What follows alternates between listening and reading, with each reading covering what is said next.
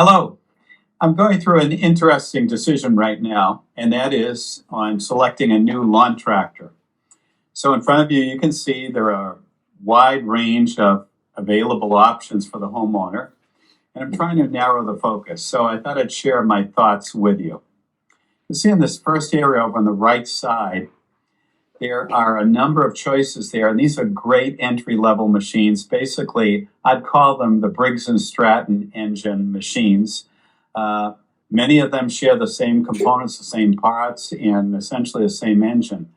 And that's what I have right now. I have a CS Craftsman, but I'm looking for something a little bit better, more durable engine, better running operation, some more comfort features, a little more detail in the mow ability. So I'm going to eliminate them at this point in time and look for something a little step up. So the next area that I looked at was, should I consider electric? And at this point in time, I looked at runtime, durability of batteries, battery life, and I looked and I thought, gee, that technology isn't quite there yet. So I'm going to eliminate that. It's really not quite for me. Although intriguing, it really isn't quite what I'm looking for right now. I found Honda makes a great machine that I was really interested in, but the model that I was looking at is only available in the UK, and I can't find it here in the US. So I've had to, unfortunately, eliminate that great looking option. The next area that I looked at were these down at the bottom area, and they are fantastic professional grade machines. A little bit of overkill for what I'm looking for, great comfort, and also a great price to go with them.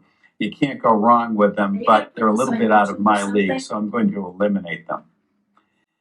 The next area I found were these up at the top, Toro and Lawn Boy, essentially being the same. And then another brand that I found in this same category is Simplicity. Unfortunately, in searching on the internet, I wasn't able to find a whole lot of background information on the specs and information that I was looking for. So at this point in time, I'm putting them on hold and saying they're really, information is needed for them. So I've put them on hold and out of my search for right now. That narrows the focus to three brands, the John Deere, the Cub Cadet, sorry about that, and the Husqvarna. Three great brands, and I think by narrowing it to this area, I can't go wrong now. It's important to note, though, that I'm going to look for not the entry level of each of these brands. The ones that are found in the big box stores, I would call the entry level, the 100 level. I'm looking for a step up from that with a better engine and greater durability, and that's the 200 series or stepping up to the second level at each of these manufacturers.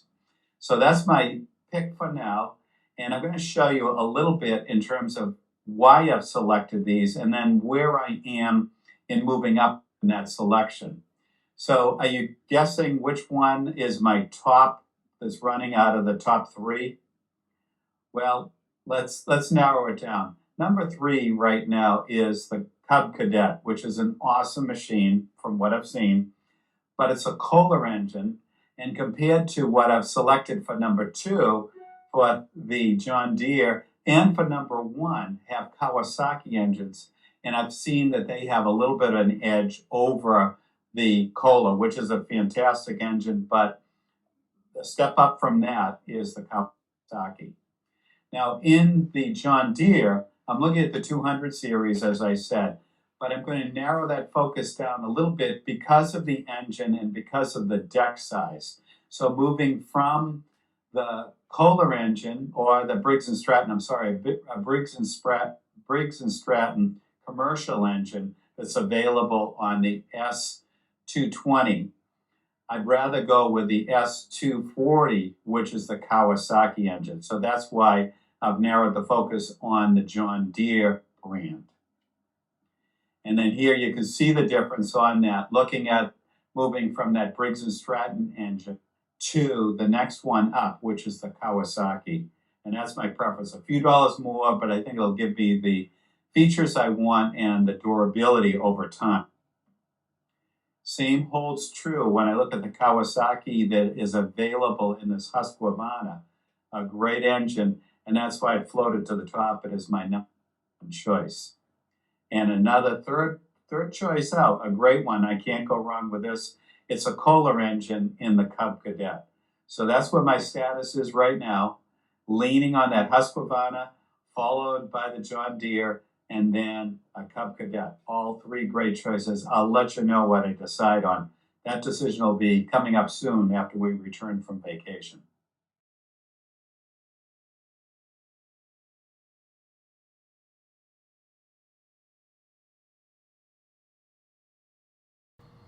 I've made the decision, and it's probably not any surprise to you. It's the Husqvarna TS 242 XD. Right, that has the Kawasaki engine, so it's going to give me the durability in it.